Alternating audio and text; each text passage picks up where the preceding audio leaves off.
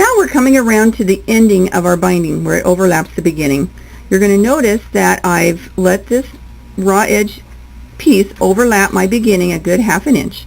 I also have scooted it to the right a little bit so that it's a little bit narrower than the other binding piece, because the turn of the cloth on the folded under binding has to go a longer distance.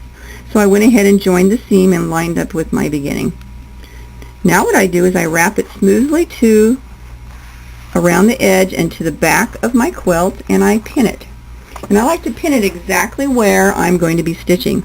If my pin catches my back side of my binding, then I know that my stitching will if I stitch in that same place. So you can use spray starch to help press this a little more crisply, but it should hold it really well.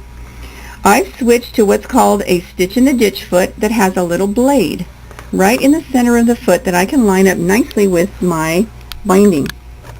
I can move my needle to the left or the right with my needle position to make sure that it hits my blue fabric perfectly.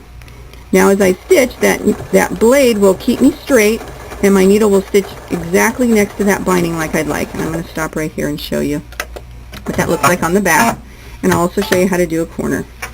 So there's my stitching in the ditch, totally hidden even though it's pink thread on the blue. And then on the back side you'll see that I've caught my binding.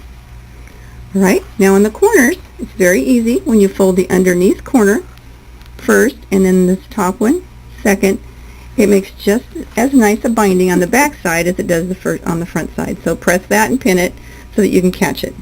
I hope you've enjoyed this, and please stay tuned for part